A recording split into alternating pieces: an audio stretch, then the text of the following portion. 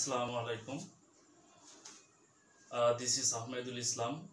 I work as an assistant teacher of English at IITB Public School and College in front of Gulf Polytechnic Bogoda, inside of Bogoda Police Line School and College.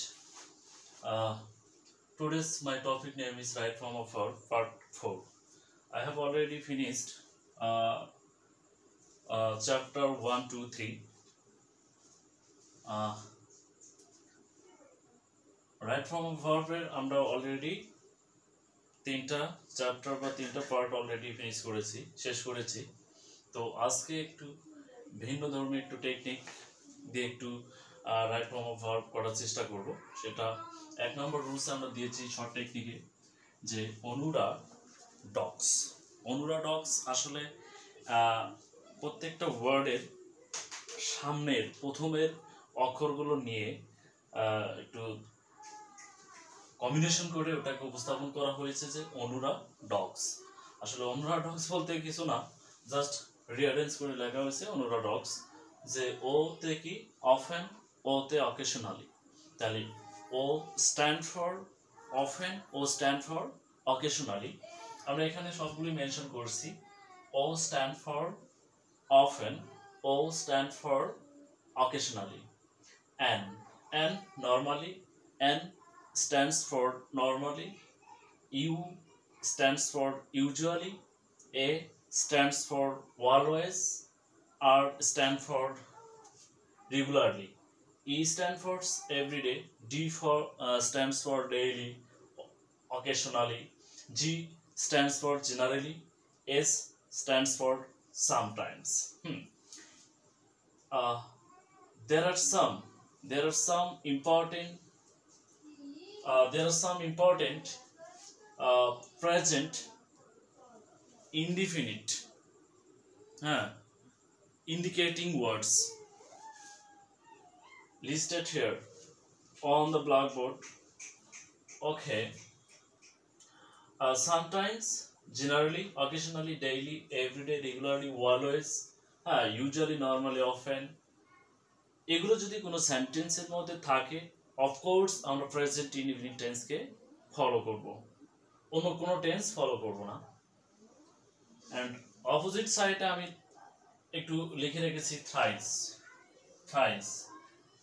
আবার লেখা আছে every plus month, every plus year, every plus day, every plus week, every plus hour, every plus year, every plus night. Okay, এখানে একটু double হয়ে গেছে, sorry.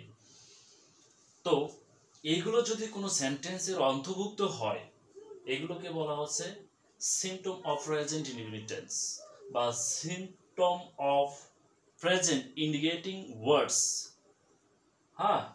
এগুলো যদি থাকে তাহলে আমরা বুঝবো সেন্টেন্সটা প্রেজেন্ট ইনডিফিনিট টেন্স হবে। ওকে, তো আমরা এখানে কিছু উদাহরণ দিয়েছি। প্রেজেন্ট ইনডিফিনিট টেন্সের স্ট্রাকচারটা কি, প্যাটার্নটা কি। স্ট্রাকচার বা প্যাটার্ন যে সাবজেক্ট প্লাস ভার্ব, ভার্বটা কি হবে, মেইন ভার্ব হবে, কিন্তু ভার্বের সাথে কি হতে পারে, এস বা ইয়েস হতে পারে। এটা সাবজেক্টের উপর ডিপেন্ডস করবে। সাবজেক্টটা যদি থার্ড পারসন সিঙ্গুলার নাম্বার হয় তাহলে ভার্বের সাথে এস বা ইয়েস হবে, আর যদি থার্ড পারসন সিঙ্গুলার নাম্বার না হয় তাহলে এস বা ইয়েস যুক্ত হবে না। Rest of the sentence, rest of the sentence ভার্বের পরে আমরা রেস্ট অফ দ্য সেন্টেন্স লিখব। ওকে, দেখেন water, ice floats on water. কি বলছে যে আইস ফ্লোটস মানে বরফ পানির উপরে ভাসে। সারফেস আমরা এরকম যদি বোঝাই সারফেস, তো পানির সারফেস থাকে বা আমার হাতের পাম, এই তালুর সারফেসের উপরে কলমটা আছে, মার্কারটা আছে, এটাকে বলা হয় অন। প্রিপোজিশন অন ব্যবহার করা হয়। এই প্রিপোজিশন সাধারণত নাউনের পূর্বে বসে আমরা ব্যবহার করেছি, বা আমরা প্রিপোজিশনের লেকচার যদি দেখেন তাহলে অবশ্যই বুঝতে পারবেন। তো আইস ফ্লোটস অন ওয়াটার, বরফ পানির উপরে ভাসে, এটা কি, এটা হলো সায়েন্টিফিক ট্রুথ। ওকে, এখানে আমরা 2 নম্বর রুলসে এসে গেছি অলরেডি, যে যদি ইউনিভার্সাল ট্রুথ হয় কথাটা, বা সায়েন্টিফিক ট্রুথ হয় কথাটা, বা হ্যাবিচুয়াল ফ্যাক্ট হয়, অভ্যাসগত আর বিজ্ঞানগত এবং চিরন্তনগত, এই কথাগুলো যদি এরকম হয় তাহলে আমরা কি করবো, সেন্টেন্সটা অবশ্যই প্রেজেন্ট টেন্স হবে, প্রেজেন্ট ইনডিফিনিট টেন্স। তো দেখেন আইস ফ্লোটস অন ওয়াটার, এটা কিন্তু scientific truth. The water turns into ice. Water turns into ice. যে ওয়াটার কি হয়, আমরা এটা আগে দেখি যে কি বললাম, যে আইস ফ্লোটস অন ওয়াটার, পানির উপরে বরফ ভাসে, এটা কিন্তু সায়েন্টিফিক ট্রুথ। তার আমরা প্রেজেন্ট ইনডিফিনিট টেন্স আইস, হ্যাঁ, তারপর সিঙ্গুলার ভার্বের সাথে এস বাই এস। ওকে, এখানে symptom of present indefinite tense regularly, দেখেন রেগুলারলি যদি থাকে সাবজেক্ট হলো ফার্স্ট পারসন। ওকে, এটা কিন্তু প্রোনাউন, আইটা প্রোনাউন কিন্তু first person, third person singular number নয়। ওকে, তাহলে ভার্বের সাথে আমরা কোনো কিছু যোগ করিনি। I go to school every day, I go to school regularly. এখানে যদি আয়না দিয়ে হি দিই, এখানে যদি আয়না দিয়ে হি দিই, এখানে গোস টু হয়ে যাবে। He goes to school everyday, he goes to school college everyday, he goes to university regularly. Okay, তখন কিন্তু আমরা ভার্বের সাথে এস বা ইয়েস দিব। যে ভার্বের শেষে ও থাকে, সিএইচ থাকে, এগুলোর সাথে সাধারণত ইয়েস যোগ হয়।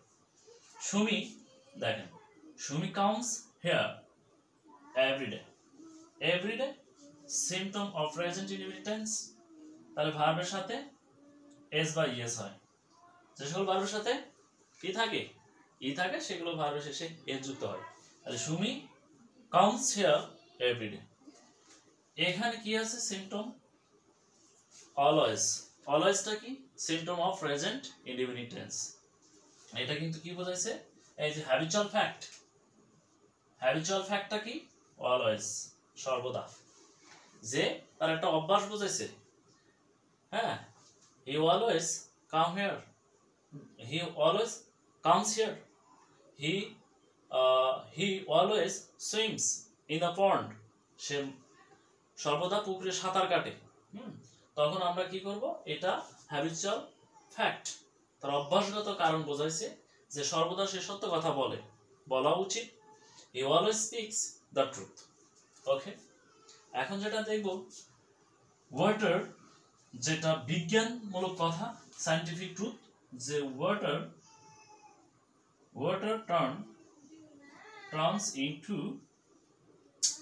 Turns into ice. ওকে, দেখেন এখানে কিন্তু ইনটু প্রিপজিশন, আইসটা কি নাউন না, নাউনের পূর্বেই তো প্রিপজিশন বসে। ওকে ফাইন, কিন্তু এখানে ওখানে বসাইছিলাম আমরা ওয়ান সারফেস, যে প্রিপজিশনটা সারফেস ভাগে হলে ওয়ান প্রিপজিশন বসে, কিন্তু এখানে আমি ব্যবহার করছি যে ওয়াটার টার্নস ইনটু আইস। এই যে রূপান্তর হওয়া, কি রকম, এখানে একটা গতি কাজ করে, সায়েন্টিফিক ট্রুথ, গতি কাজ করে, এই জন্য আমরা এটাকে কি করেছি, ইনটু করেছি। কোনো কিছুতে রূপান্তর হওয়া, একটা থেকে, যেমন বাংলা ইনটু ইংলিশ ট্রান্সলেট করতে হবে, হ্যাঁ, ইংলিশ ইনটু বাংলা ট্রান্সলেট করতে হবে, তখন আমরা ইনটু করব। একটা থেকে আরেকটা রূপান্তর করতে হলে আমরা ইনটু ব্যবহার করি। তাহলে ওয়াটার টার্নস ইনটু আইস, পানি কিসে, আইসে রূপান্তর হয়, এটা কিন্তু সায়েন্টিফিক ট্রুথ। ওকে, তাহলে আমরা দেখলাম এখন ইউনিভার্সাল ট্রুথটা হলো কি রকম, যে ইউনিভার্সাল চিরন্তন সত্য কথা কি করে, যে দা সান রাইজেস ইন দা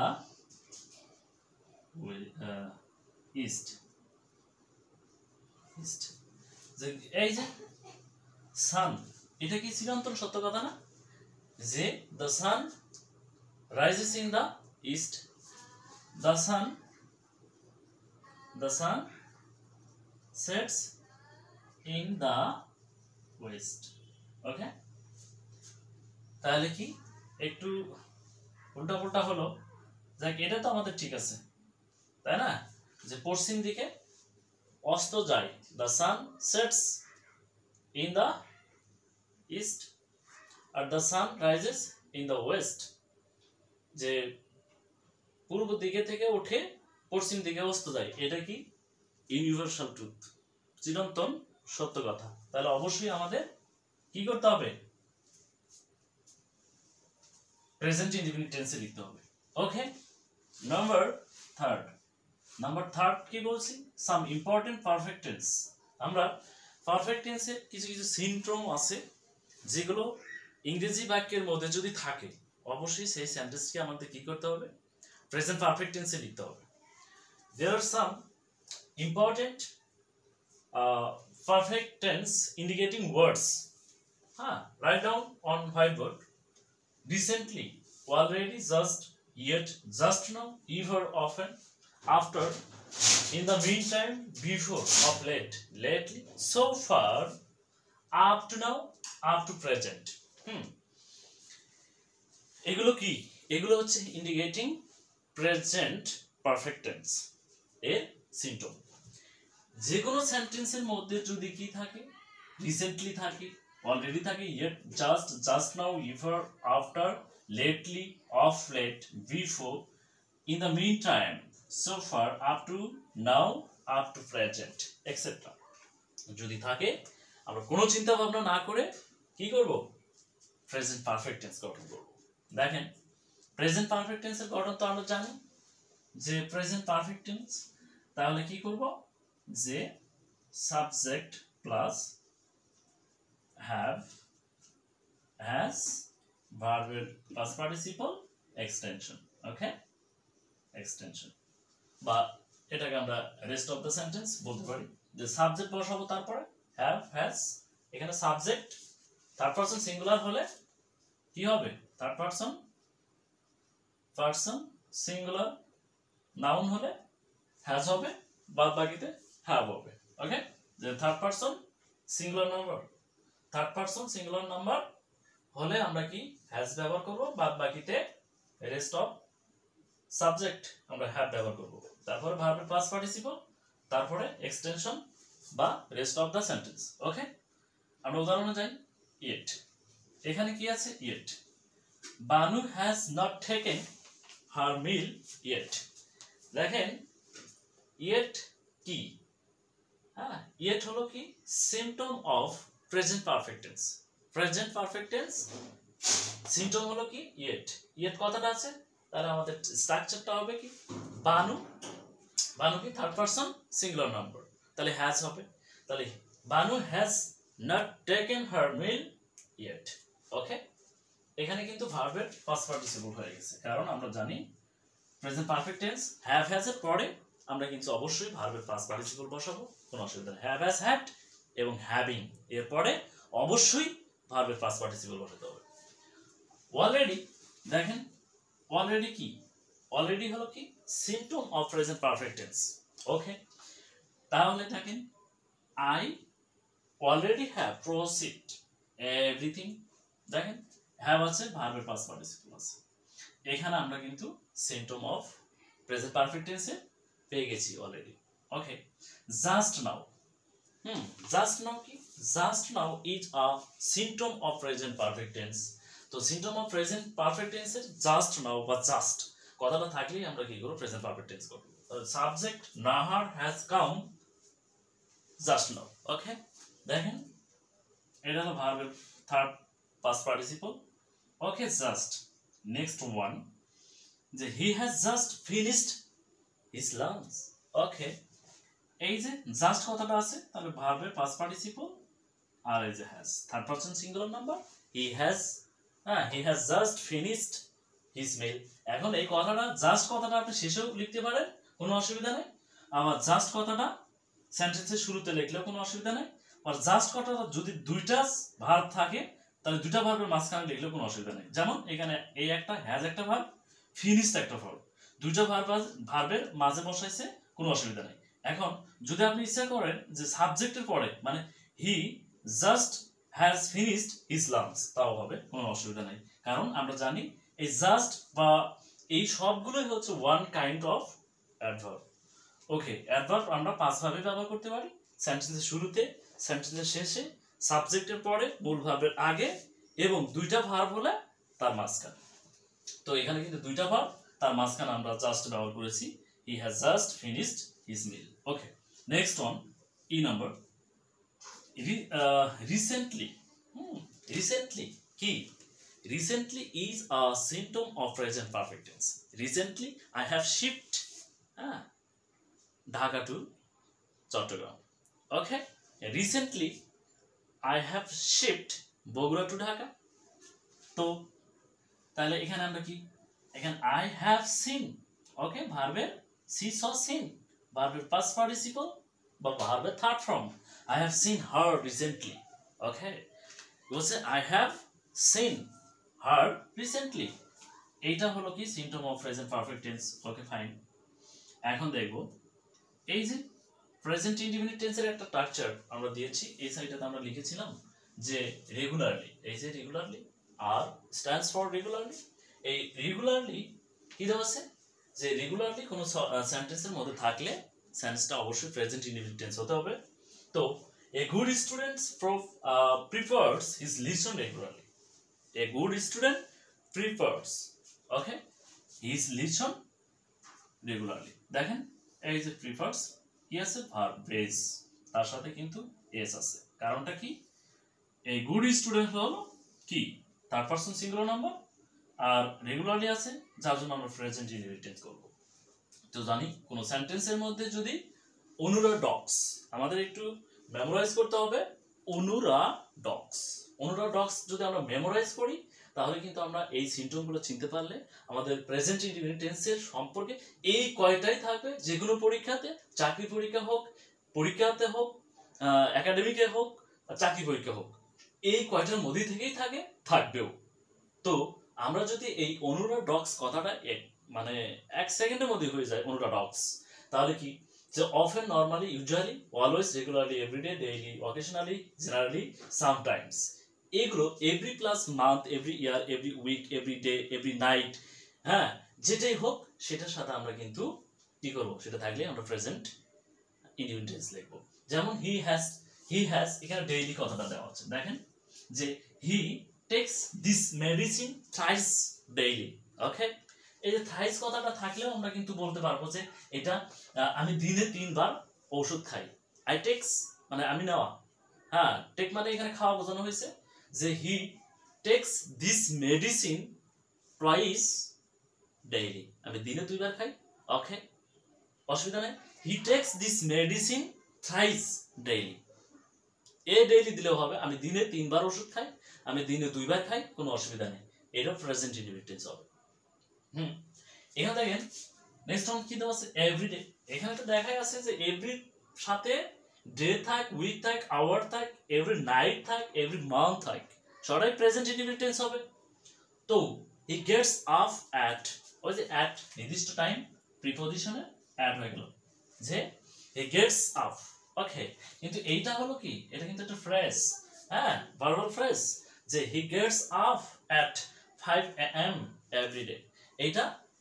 এইটা গেটস আপ হলো ভার্বাল ফ্রেজ, তারপরে আমরা একটা প্রিপজিশন ইউজ করলাম কারণ নির্দিষ্ট একটা সময়, আর AM অ্যান্টিমিডিয়াম মানে 12টার পূর্বের সময়, আর এভরিডে থাকার জন্য প্রেজেন্ট ইনডিফিনিট টেন্স। ওকে, এই কথাগুলো আমাদের সাম ইম্পর্টেন্ট পারফেক্ট টেন্সের ইন্ডিকেটিং ওয়ার্ডস, এগুলো মুখস্থ রাখতে হবে, যে recently, daily, yet, just now, ever, often, in the meantime, before, of late, lately, so far, up to now, up to present, হ্যাঁ, all are present perfect tense indicating words. ওকে, আমার class যদি আপনাদের পছন্দ হয় like এবং comment করবেন। ওকে, bye bye.